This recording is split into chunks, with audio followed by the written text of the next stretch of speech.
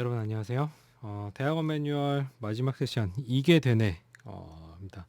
4학기 혹은 이제 마지막 그 논문 작성하는 시기인데 이제 앞에 했던 내용들하고 계속 이제 반복이긴 해요. 반복이긴 하지만 4학기 때 이제 어떻게 여러분들이 보내야 하는지에 대해서 한번 알아보도록 하겠습니다.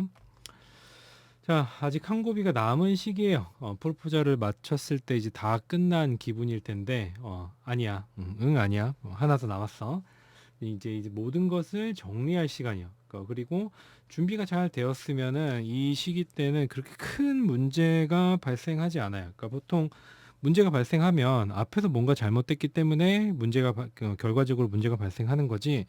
준비가 잘 됐는데 모르겠어요. 가끔 세상이 나를 이제 억까하는 때가 있긴 하지만 그렇게 되는 상황은 논문이라고 하는 거는 그렇게 된 상황이 여태까지 한 번도 발생한 적이 없는 것 같아요. 대부분 중간 준비할 때 이제 뭔가 실수가 있었거나 뭐 그럴 때 이제 문제가 발생하지 잘 해왔다라고 하면은 크게 문제가 없습니다. 근데 여기서 잘했다라는 게 여러분들이 잘하는 것도 있긴 하지만 여러분들의 지도 교수님이 여러분들을 이제 지도를 좀 잘 해줘야 돼요. 그런데 여러분들의 지도 교수님이 여러분들의 지도를 잘 해주려면 어떻게 해야 돼요? 여러분들이 준비를 잘 해야만 지도 교수님이 지도를 잘 해줄 수가 있어. 지도 교수님이 논문을 대신 써주진 않아요. 대신에 이제 논문의 방향이라든지 이런 것들을 어떻게 하면 좋겠다라고 의견이랑 슈퍼비전을 해줘야 되는 거죠. 음. 어쨌든 처음부터 끝까지 여러분들 준비가 잘 되어 있어야지만 논문이 이제 잘 써지는 거고 대학원 생활도 어떻게 보면 좀 더 여러분들한테 좀 뜻깊은 시간이 될 수가 있는 거죠. 자, 데이터 수집을 할 때 프로포즈를 하고 나서 보통 데이터 수집을 하잖아요. 고려될 점. 저는 이거 되게 중요하게 생각을 하거든요.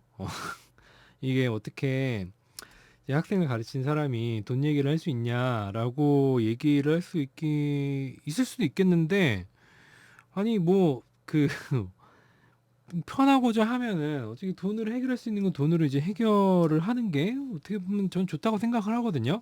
그래서 제가 학생들한테 그러니까 데이터 수집을 할 때 물론 에타나 뭐 이런 걸로 이제 자료를 모을 수도 있어요. 설문지 하는 것들은 그러니까 실험 연구는 좀 다른 거긴 한데 그 1학기 때부터 적금을 드는 거야. 언제까지? 그러니까 데이터를 모을 때까지 한 100만 원 정도 이제 모으는 적금을 들어서 실제로 여러분들이 데이터를 수집하는 회사를 이용하든 아니면 에타를 사용하든 어쨌든 연구를 하려면은 돈이 필요해. 그때 쓸 돈을 미리 준비를 하는 거죠. 어, 그러니까 예를 들어서 에타에다가 링크를 올리게 되면은 이게 뭐 사람들이 봤나 안 봤나 뭐 이런 것도 이제 보게 되고 계속 신경 써야 되고 안 올리면은 이제 글이 뒤로 밀리니까 뭐 글도 계속 업데이트를 해야 되고 그다음에 뭐 그 연구 참여한 사람들이 질문을 하면 그것도 응대를 해야 되고 뭐 아무튼 여러 가지 이제 불편한 부분이 불편한 상황이 발생할 수 있는데 데이터를 모으는 회사나 이런 데 의뢰를 하게 되면은 돈 주고 다 해결하게 할 수 있게 되거든요. 그러니까 뭐 어떻게 보면 우리가 음식 같은 거 배달시키는 거랑 똑같아. 뭐 배달도 어떻게 보면은 배달료 내고 나서 내가 집에 앉아가지고 게임 한 판 더 하고 그럴 수 있는 거잖아요. 그 시간을 어떻게 보면은 누군가에게 돈을 줌으로써 해결할 수 있는 거니까 직접 하든 저는 이제 돈으로 해결할 수 있는 건 돈으로 해결하자 주의입니다.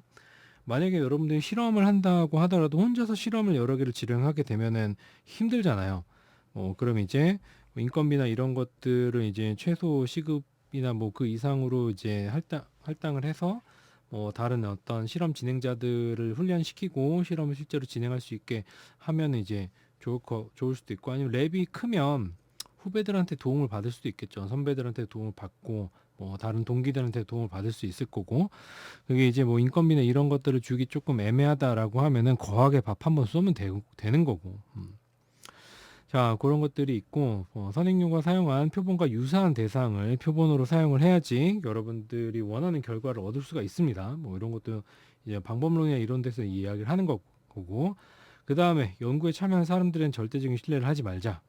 이걸 갖다가 어떻게 생각하면 되냐면 여러분들이 뭐 학교를 다니면서 에타에서 설문조사나 이런 것들을 해본 적이 있을 거예요. 그때 내가 어떤 마음으로 설문조사에 임했는지를 생각을 하면 여러분들이 에타나 뭐 이런 데다가 이제 물론 이제 그 자료를 갖다가 그 데이터 수집하는 회사에다가 모은다고 해 그 사람들이 전부 다 신뢰로운 건 아니야. 아닌데 어쨌든 그때 여러분들이 설문지를 할 때 정말 열과 성을 다해서 이 사람을 졸업시키겠다. 물론 그것도 문제가 돼. 그것도 문제가 돼. 그러니까 솔직하게 응답을 했느냐 아니면 그냥 요건 조금 보상이 좋은데?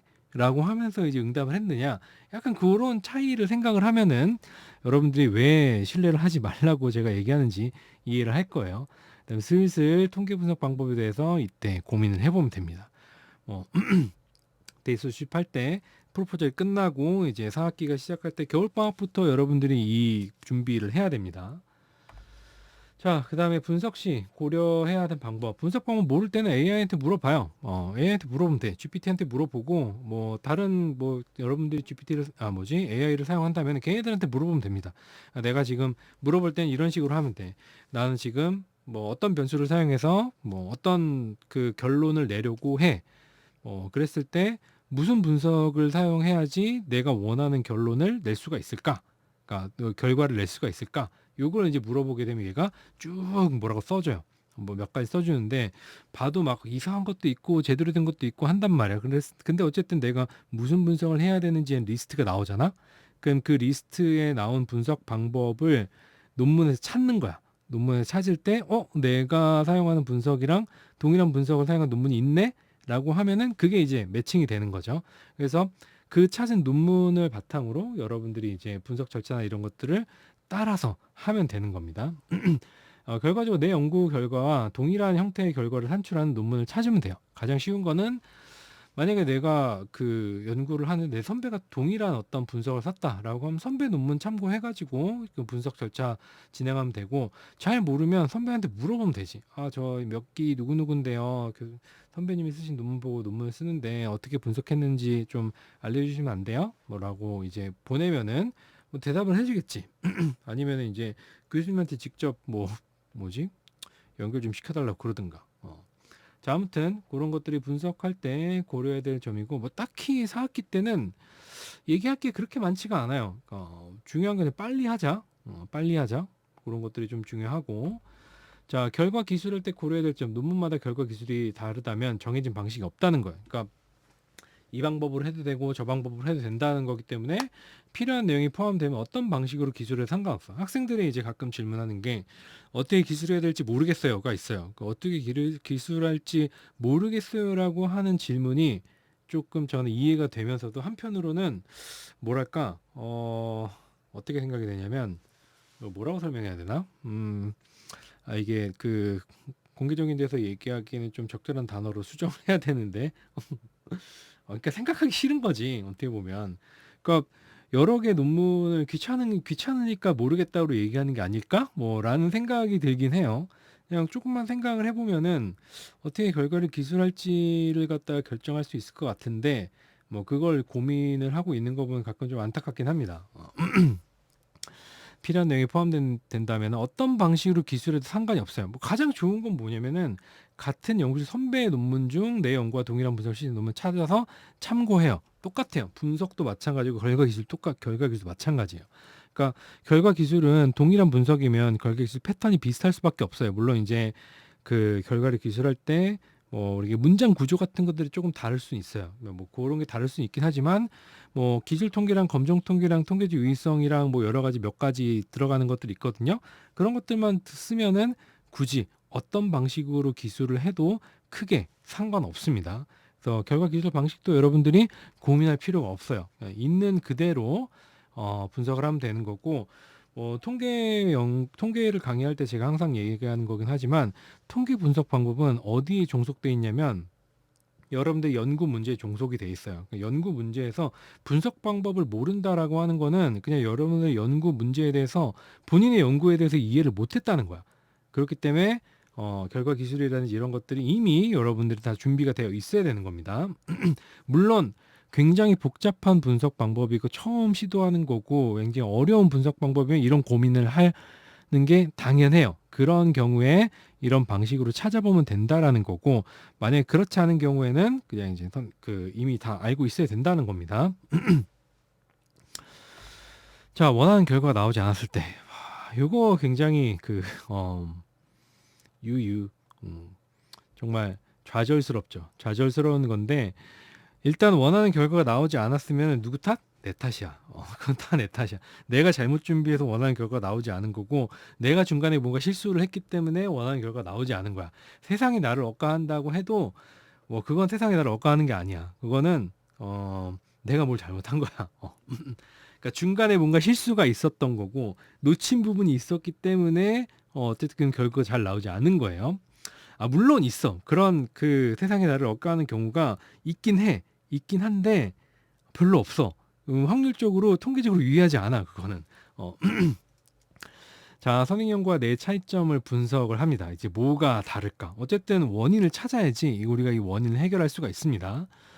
그 다음에 좀 다른 변수의 하위 요인으로 쪼개서 분석을 해보는 거예요. 그래서 어떻게든 그 영혼까지 끌어모아가지고 분석 결과를 이제 내겠다라고 하는 집념으로 분석을 계속 해보는 겁니다. 그러니까 내 연구 만약에 안 나온 연구가 있다라고 하면은 그 선행 연구를 찾아보는 것도 있고 연구 모형을 변경하는 거는 진짜 눈물을 머금고 연구 제목하고 뭐 이런 것들을 다 바꾸는 거야. 다 바꾸는 거라서 진짜 마음 아픈 거긴 한데 하위 변수를 쪼개는 거랑 좀 비슷하긴 한데 더 나간 거죠. 뭐 그렇게라도 졸업을 할 수 있으면은 그것도 이제 지도 교수님의 허락을 받고 나서 연구 모형이나 이런 것들을 수정을 할 수도 있습니다. 그것도 이제 그거에 대한 논리적 근거가 다 갖춰져 있어야 되고 만약에 변수의 하위 요인으로 쪼개서 분석을 하거나 연구 모형을 변경을 하게 되면은 어떻게 해야 돼요? 연구 제목 바꿔야 되고 이론적 배경이라든지 이런 것들 순서나 내용들이 전부 다 바뀌어야 돼요. 자, 예를 들면 이렇게 선택하면 돼요.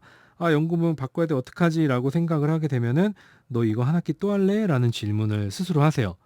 그러면은 그래 연구 모형 바꿔서 하자 라는 생각을 여러분들 하게 될 거예요. 물론 이제 그게 뭐 어떻게 연구의 어떤 윤리나 이런 것도 위배되는 거 아니에요? 라고 이제 물어볼 수 있긴 하지만 세상이 생각대로 되는 건 아니잖아.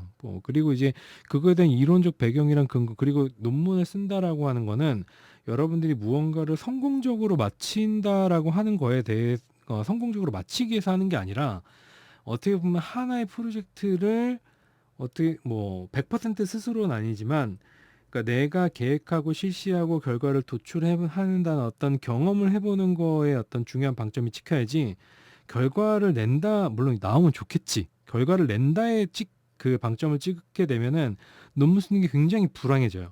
굉장히 불행해지기 때문에 내가 이 프로젝트를 개인 프로젝트를 처음부터 끝까지 총괄해서 진행을 해본다 이렇게 생각을 해야 됩니다.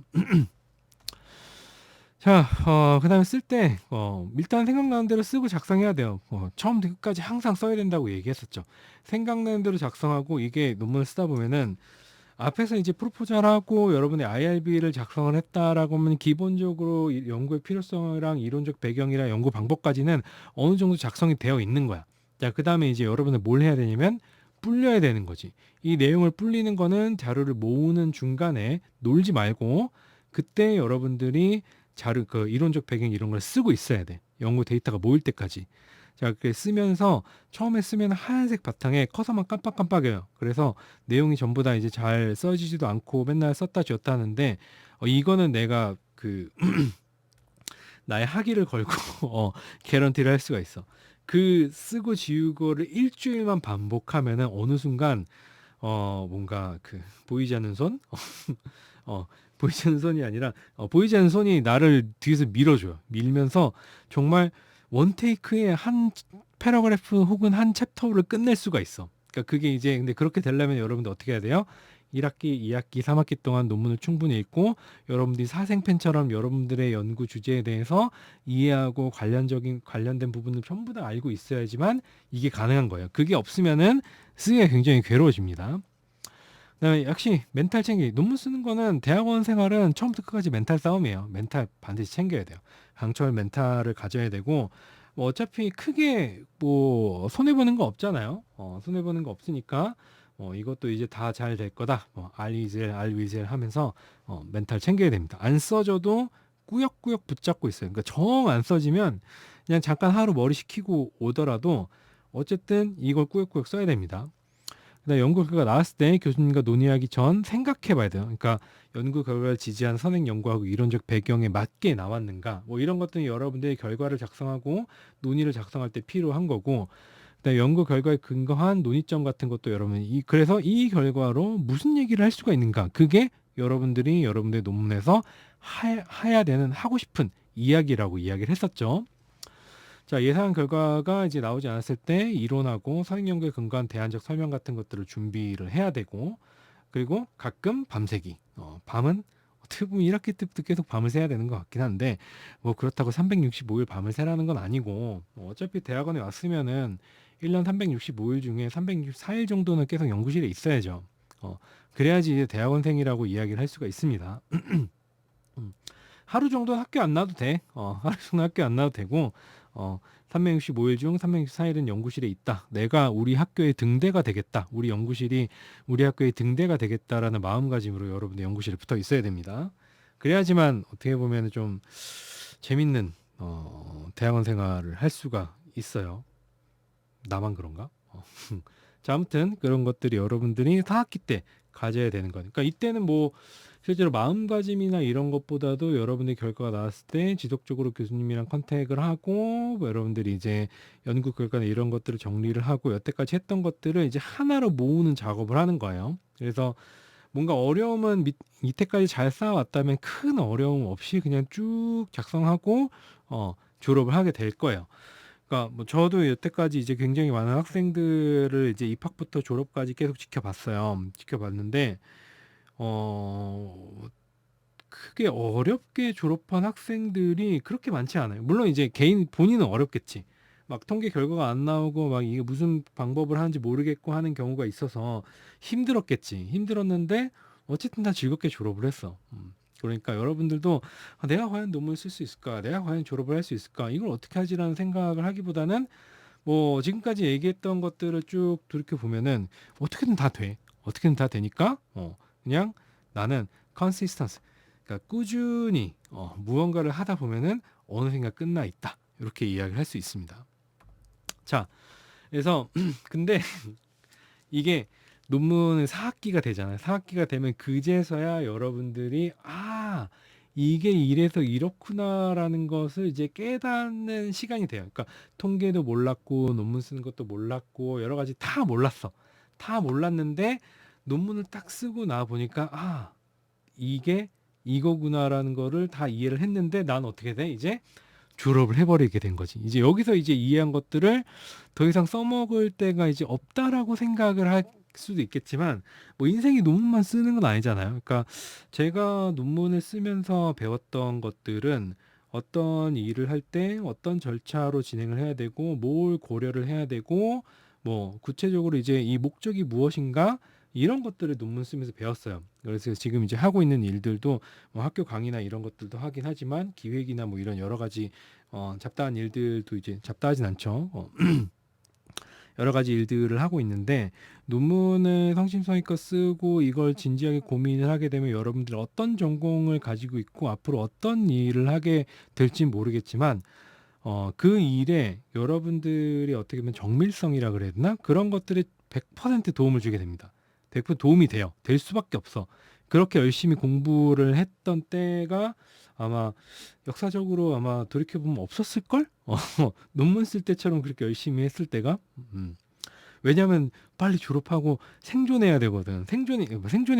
생존까지는 아니지만 어쨌든 열심히 무언가를 해야 되는 시기이기 때문에 그게 기억에 남을 수밖에 없어요. 뭐 예를 들면 그런 경우가 있어요. 심리학에서 상담하고 나는 뭐 그 사람들 상담할 건데 논문이 무슨 소용이냐라고 이야기를 하는 사람이 있거든요. 근데 상담 과정도 뭐가 있어요? 문제 제기가 있어요. 네, 가설이 있어. 이 사람이 왜 이렇게 생각을 하고 이런 어려움을 겪을까라는 가설이 있고, 그 가설을 갖다가 우리가 세우기 위해서 뭘 해야 돼요? 이론적 배경이라는 것을 해요. 그렇다고 해서 우리가 상담을 하거나 뭐 상담을 할 때 학교에서 배운 이론이나 이런 것들을 세우진 않지만 그 이론들의 바탕이 되는 어떤 경험적인 사실들을 가지고 이 사람에 대해서 이해를 하고 문제를 파악하고 가설을 세우고 검증을 하기 시작한단 말이에요. 내가 여태까지 상담을 경험했던 것 중에서 이렇게 얘기했을 때 이 사람이 무슨 생각, 사고의 프로세스가 어떤가, 이 사고 프로세스에다가 이제 뭐 접근을 하거나 이해하기 위해서는 내가 어떤 질문을 해야 되는가, 그런 질문하는 방식이나 이런 것들도 논문을 쓸 때 내가 이 문제를 해결하기 위해서 어떻게 이 문제를 파악하기 위해서 무슨 질문을 할 것인가 다 여러분이 했던 거거든요. 그렇기 때문에 물론 이제 학문적으로 접근하는 거랑 실질적으로 접근하는 거 다르다고 이야기를 할 수는 있어요. 근데 그건 형태적으로 이제 다른 거지 실질적으로는 전 동일한 프로세스라고 생각을 합니다. 그런 것들이 다 도움이 되고 뭐 임상이라고 도움이 안 될 것도 없고 다른 전공도 마찬가지예요. 다른 전공 마찬가지이기 때문에 여러분들이 무슨 일을 하든 논문 쓰는 것은 여러분들 인생에 도움이 됐으면 됐지 도움이 절대 안 되지 않아요. 그러니까 그걸 한번 경험해본 사람과 경험해보지 않은 사람의 일 처리 방식은 다를 수밖에 없어요. 그거는. 자, 그렇기 때문에 논문을 쓰는 거를 알았는데 이제 논문 쓰는 걸 끝내버리기 좀 아쉬우면 박사 오세요. 박사 오면은 할 수가 있고 이걸 한번 경험을 해보면 여러분들이 프로포즈를 하거나 아니면 논문을 써봤다라고 하면은 프로젝트를 처음에 기획하고 그러니까 학교에서 이제 연구를 할 때 프로젝트 같은 거 하잖아요.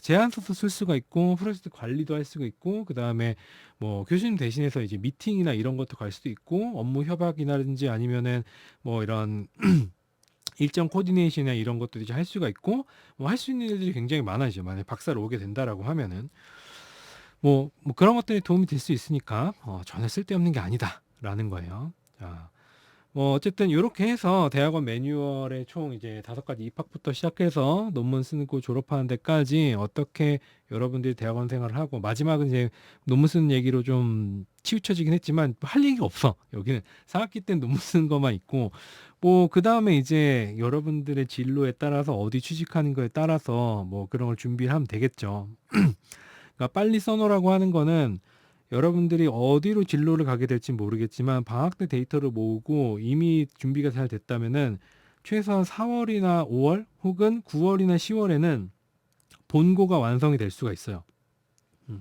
최종 제출본이 완성이 될 수가 있어. 그럼 나머지 뭐 6월, 7월, 3월이나 4월 혹은 9월, 10월. 그러면 11월, 12월이나 아니면 이제 5월, 6월들은 빈 시간이 되는 거야. 그때 여러분들 이후에 이제 진로에 대해서 고민을 하고 진로에 대한 준비를 할 수 있는 시간을 벌 수 있기 때문에 최대한 빠듯하게 해서 여러분들이 논문을 빠른 시간에 완성하라고 피드백도 받고 완료를 하는 게 이후 진로를 이후 어떤 진로에 대한 준비를 하는데 도움이 됐으면 됐지 부정적인 영향을 미치지 않는다는 거죠. 그러니까 대학원이 최종 골이 아니잖아요. 대학원 이후가 어떻게 보면은 단기적인 목표고 대학원은 공부를 하는 곳이고 이런 얘기하면 교수님들이 좀 서운해하실 수도 있겠지만 어쨌든 지나가는 과정이에요. 지나가는 왜 그 다음 단계에서 할 일을 어떻게 보면 간접적으로 체험을 하고 공부를 하는 어떤 지나가는 과정이기 때문에 여러분들은 그 다음을 생각하면서 논문을 쓰고 대학원 생활을 하고 공부를 해야만 어떻게 보면 이후에 여러분들의 어떤 진로나 이런 데 더 도움이 되는 대학원 생활을 할 수 있다고 생각을 합니다.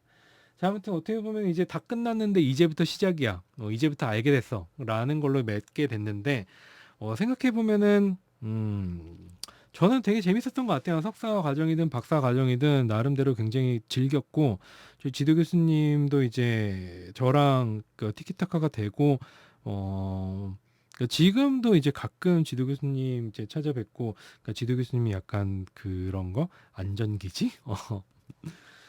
그런 느낌이에요. 뭐랄까 항상 저한테 아직까지 지혜와 이런 것들을 이제 그 지식을 주는 거예요. 지혜를 주시죠. 뭔가 문제나 이런 것들이 있을 때 그런 도움이라기보단 조언이나 이런 것들을 이제 논의할 수 있는 어떤 분이시죠.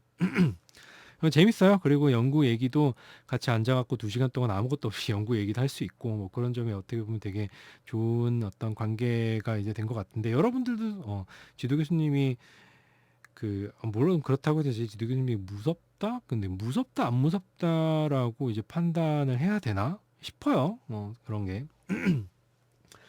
자, 아무튼 여러분들이 이제 본 영상을 통해서 대학원 생활이라든지 대학원 입학에 대해서 얼마나 도움이 될지 모르겠지만 좋은 도움이, 그러니까 긍정적인 도움이 됐을 거라고 되길 바라며 대학원 매뉴얼 그 컨텐츠를 마무리하도록 하겠습니다. 예, 수고하셨습니다.